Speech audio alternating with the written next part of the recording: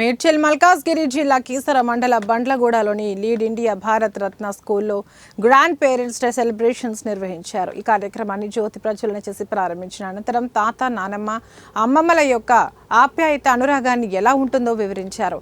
తల్లిదండ్రులు కన్నా గ్రాండ్ పేరెంట్స్కే పిల్లలపైన గారాబం, మమకారం ఎక్కువ అని గుర్తు చేశారు.